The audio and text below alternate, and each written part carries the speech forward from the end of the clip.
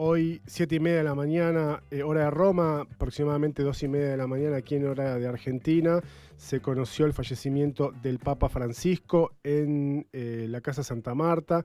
Tenía 88 años, venía peleando fuerte contra una neumonía bilateral, se pudo recuperar y pudo participar este fin de semana, sobre todo el domingo de la Pascua de Resurrección. Es un tema que está, por supuesto, atravesando la agenda no solamente de nuestro país, sino del mundo entero. Nosotros no queremos estar ajenos a eso, y por eso estamos en comunicación telefónica con Roberto Castelo, que es director de la Misión Salesiana. Padre Castelo, ¿cómo le va? Gonzalo Benito Zamora lo saluda desde Ushuaia. Buenos días, Gonzalo. Buenos días. ¿Cómo le va? Bueno, me imagino que afectado por la noticia, ¿cómo está viviendo estas primeras horas?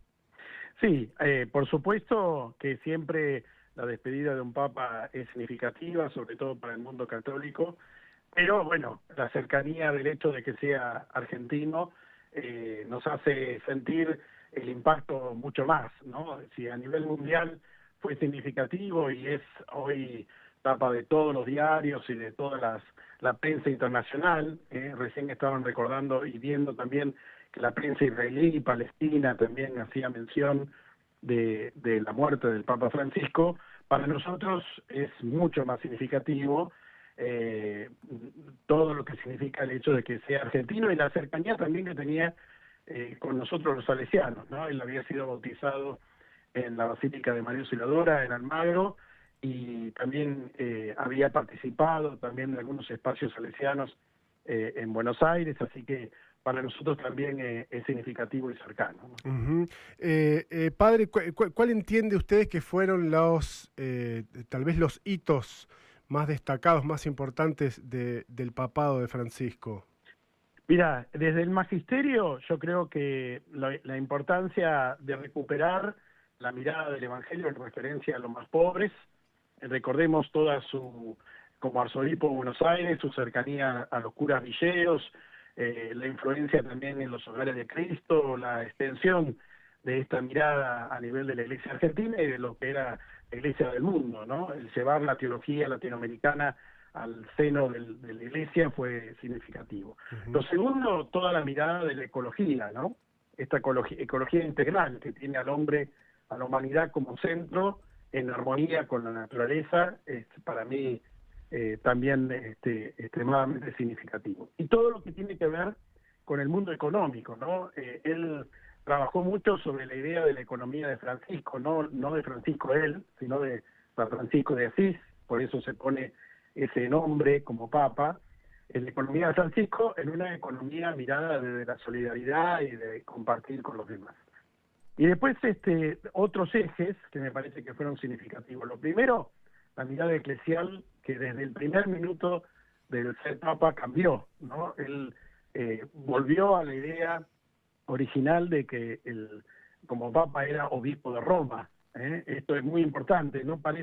La gente no lo sabe mucho, pero es un cambio de mirada eclesial importante, ¿no? ¿En qué sentido? Papa, porque en el sentido más que nada de que él no es el soberano del mundo, ¿no? Sino que es el obispo de Roma, y por ser obispo de Roma, esa sede es universal, pero él es obispo de Roma, ¿no? Uh-huh. Esto es importante, es un cambio de mirada que era muy personalista y muy clerical en el mundo eclesial y que la cambió desde el primer minuto, ¿no? Recordando también esa frase, recen por mí, ¿no? Claro. O sea, no es él el que reza por el mundo, sino que él también es parte de la Iglesia, ¿no? Me da la sensación significativa, ¿no? Claro, me da la sensación que es un posicionamiento mucho más humilde, ¿no? No tan plenipotenciario.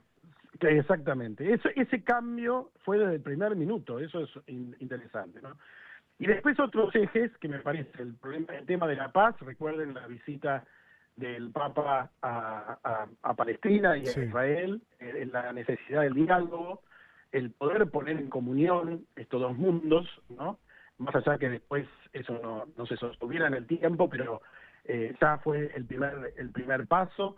Lo segundo, el gran pedido de perdón a los pueblos originarios. Recuerden ustedes la visita a los pueblos originarios del Canadá, y el gran pedido de perdón de lo que había significado la presencia católica en el mundo de los pueblos originarios en el Canadá y extendido a otros pueblos originarios en el mundo. Y por supuesto, en los ejes más políticos internos, como fue todo el tema de los abusos, la pedofilia, la acentuación en la necesidad de acompañar a las víctimas. Por otro lado, el transparentar el mundo económico de la Iglesia, sí, y abrir la Iglesia a esta frase que dijo en Fátima sobre el todos, todos, todos, ¿no? La Iglesia para todas las formas de vida humana, ¿no? Uh-huh. Y de opciones humanas. Yo creo que esos ejes fueron lo que marcaron al Papa, ¿no? Más allá de lo que puede ser mirado como renovación, que en algunos puntos no pudo llegar a ser lo que él quería. Fueron casi 12 años de pontificado, es un tiempo acotado, sí, pero sí la mirada eclesial sinodal, ¿no? Este tema de la comunión, de una mirada comunitaria, no de una mirada personalista, creo que fue, desde el punto de vista interno de la Iglesia, importante con renovación. Pero yo acentúo más que nada estos pilares sociales, económicos y culturales que significó el Papa Francisco para el mundo, ¿no? Uh-huh. Estamos hablando con el padre Roberto Castelo, que es director de la misión salesiana. Padre, ¿fue un papado en donde de alguna manera quiso hacer tal vez más de lo que la propia estructura le podía llegar a permitir? Yo bien me imagino que más allá de las críticas que se puedan hacer, la lógica indica que una institución que tiene 2000 años probablemente tenga unas bases que son difíciles de modificar, ¿no? O algunas estructuras que se fueron edificando con el paso del tiempo que no se cambian de la noche a la mañana. Debe ser un laburo arduo. ¿Tuvo Francisco la audacia de intentarlo? ¿Parte de ese intento lo consiguió? La audacia estuvo, el magisterio ha avanzado mucho en ese tema. Recuerdo cuando fue, sobre todo, el sínodo de Amazonia, todo el tema de avanzar con ordenar a los hombres probados, digamos, lo que pasa es pensar en la palabra en latín, pero los hombres probos, digamos, uh-huh, y muchas, así como posibilidades, oportunidades, se fueron dando despacito dentro de la Iglesia. Por supuesto, en diálogo, como decís vos, con una estructura milenaria, lo cual hace que sea mucho más difícil. No hay que desconocer que su magisterio ha tenido una reacción negativa por parte de estructuras, vamos a decir, más tradicionales, uh-huh, dentro de la Iglesia, pero ha sabido también dialogar, poner en diálogo muchas de estas cosas. Recuerdo que el último gesto sinodal importante fue este sínodo que se hizo en Roma, sentando a todo el mundo en mesas redondas, ¿no? Ustedes recordarán, sentándolo no solamente a los cardenales, sino también a sacerdotes, laicos y laicas, a dialogar sobre la Iglesia, ¿no? Uh-huh. Esto fue un paso significativo, real, concreto, que se pudo dar. Otra cosa es que después la estructura lo asimile. Recuerden ustedes que el Concilio Vaticano II, que fue la gran reforma de la Iglesia del siglo pasado, terminó en el año 65, 1965, y todavía estamos en proceso de renovación. Por esto mismo que vos decís, en referencia a las estructuras milenarias, ¿no? Claro. Hay que darle tiempo al tiempo en ese sentido, ¿no? Claro, o sea que la marca que puede dejar un papado, sea el que sea, en este caso particular estamos hablando del de Francisco, tal vez esas ondas habrá que poder identificarlas y estudiarlas, o tal vez se puedan observar de aquí a varios años. Exactamente. Yo soy de la idea siempre que las ideas son como semillas, ¿no? Uno las planta, las tiene que dejar crecer y llevan su tiempo, ¿sí? Con el tiempo hay algunas cosas que se pueden llegar a ver, digamos, de reforma, sobre todo el magisterio en referencia a esta mirada franciscana, si uno quisiera hablar así, él era jesuita, pero con una mirada muy franciscana, en referencia a todo el tema de la armonía ecológica, que tiene dimensiones políticas, económicas y culturales, ¿no? Este tema, la opción por los pobres nace precisamente de esta lógica de armonía natural, ¿no? La oportunidad para todos, ¿no? Que todos de Portugal, que fue significativo de incluir a todos en esta armonía universal, ¿no? Claro. Como un referente universal, ¿no? Claro. Él se miraba como un referente también para las otras religiones y para las iglesias cristianas, no como una autoridad de imposición, ¿no? Claro. Bueno, pero esos cambios llevan muchísimo tiempo. Sí. Padre, no lo quiero meter en un problema, pero si usted nos pudiera hacer un poco de docencia respecto de qué pasa ahora en términos del protocolo que tiene la propia institución, que es bastante estricto en ese sentido, porque tampoco puede estar la Casa de San Pedro, digamos, mucho tiempo vacante. ¿Qué es lo que tenemos que esperar ahora? No, ahora viene todo lo que son los ritos funerarios. Hoy creo que a las 7 de la tarde se hace un rito tradicional que es el confirmar públicamente de que el Papa ha muerto, y una vez que se hace eso comienzan los ritos funerarios, el velatorio, el duelo. Fue decretado creo que de 9 días de duelo en el Vaticano, así que lleva su tiempo. Después se hace la convocatoria del cónclave. Recuerden que el cónclave reúne a los cardenales de todo el mundo, cardenales electores, menores de 80 años, electores de todo el mundo, por lo cual eso lleva un tiempo, un proceso largo, digamos, para la convocación, y después se da el cónclave concretamente, ¿no? Claro. ¿Argentina tendrá representación en esta oportunidad también, como supo tener en su momento con el propio Bergoglio?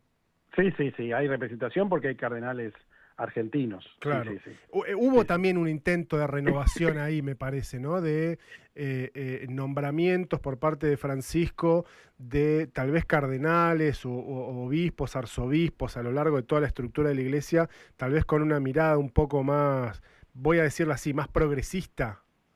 Sí, en realidad el Papa es el único que designa a los cardenales en los consistorios de todos los años, ¿no? Y él, por supuesto, cada Papa va nombrando gente cercana a su mirada, digamos, ¿no? Eso no significa que sean las cosas automáticas. Uno a veces piensa que las cosas son automáticas en el sentido de uno nombra a una persona cercana a su mirada, a su perspectiva, pero después las personas cambian, la realidad influye, las experiencias personales son significativas, o sea, las cosas no son automáticas, ¿no? Pero sí, el colegio cardenalicio, digamos, el elector, es cercano a la mirada del Papa Francisco. Esto no significa, vuelvo a repetir, que sea automático una continuidad, vamos a decir, de mirada, necesariamente, porque además, por supuesto, como pasa en todas las realidades humanas, cada uno le pone su color a la propuesta, digamos, ¿no? A su modo de gobierno, a su mirada, etcétera, ¿no? Claro. Yo entiendo que detrás de estas preguntas siempre está este tema de si volveremos atrás, digamos, en algunas cosas. Miren, yo creo que el magisterio, primero que la Iglesia no es el Papa, ¿no? La Iglesia somos todos los que formamos parte de la Iglesia Católica, todas las comunidades. Recuerden que estamos extendidos en todo el mundo, hay un montón de comunidades eclesiales y todos formamos parte de esa iglesia. El Papa es un referente de unidad, por supuesto, y en el caso de la Iglesia Católica de gobierno, pero no es la única mirada. Y eso está comprobado con el hecho de que Francisco ha gobernado estos casi 12 años de gobierno, y sin embargo hay distintas miradas dentro de la iglesia. Claro. No es algo automático. Claro. Pero por supuesto, el consistorio que reúne a los cardenales y nombra a los nuevos cardenales, el Papa sí ha procurado personas cercanas a su mirada, ¿no? Así que entendemos que va a haber una búsqueda de continuidad, vuelvo a repetir, sabiendo que no es automático, porque la realidad es significativa para todos, se influye en la vida de todos y en la mirada de todos, ¿no? Claro, y siempre es más compleja de lo que uno De las Es mucho más compleja, aspiraciones porque, personales de cada individuo. tal cual, porque nosotros miramos la realidad desde acá, pero recuerden que en la iglesia está en el mundo oriental, en el mundo asiático, en el mundo árabe también, en el mundo del norte del mundo, o sea, toda la mirada del norte del mundo, o sea, no hay una sola mirada, ¿no? Nosotros siempre miramos desde la Argentina, porque el Papa es argentino, y desde el mundo occidental, pero el único mundo no es el mundo occidental. Claro, Entonces, uno cuando mira esa universalidad se da cuenta de que hay muchos aportes que son riqueza, ¿no? No hay que mirarla como algo negativo, son riqueza de diversidad, pero es una gran diversidad. Uh-huh. Y eso hay que tenerlo en cuenta a la hora de elegir alguien que gobierna la iglesia del mundo, ¿no? Uh-huh. Entonces es muy difícil.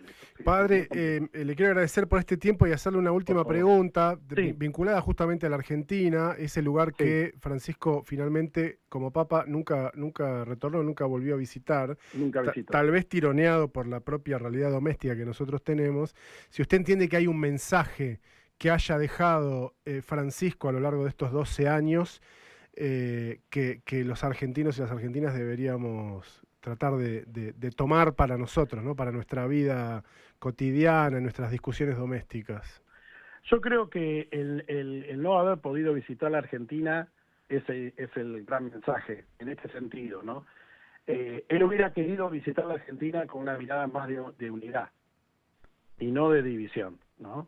Hoy seguimos con una grieta fuerte que hace que la política esté enmarañada en discusiones casi, vamos a decir, de barrio, en referencia a la mirada del otro, ¿no? Uh-huh. O sea, hoy no nos sentamos a dialogar a lo que es importante, que es el pueblo argentino, digamos, ¿no? Sino que lo que estamos mirando es saber quién gana, digamos, ¿no? Esto me parece que fue lo que trabó el hecho de que el Papa Francisco no haya podido venir, porque su deseo creo que era el poder venir a acompañar un proceso de diálogo y de paz entre nosotros, ¿no? Yo creo que ese es el gran mensaje. El arzobispo de Buenos Aires lo recordaba en la misa de la mañana. Me parece que nos hubiera querido ver unidos y lamentablemente no lo pudo hacer, ¿no? Bueno, yo creo que ese es el gran mensaje que nos deja como argentinos, ¿no? Padre, le agradezco mucho por este contacto. No, gracias a ustedes. Muchas gracias, que esté muy bien. Gracias, muchas gracias. El padre Roberto Castelo, sacerdote, director de la misión salesiana de Río Grande, hablando con nosotros aquí en el Delivery, justamente con motivo del fallecimiento del Papa Francisco, el argentino más importante de la historia. Vamos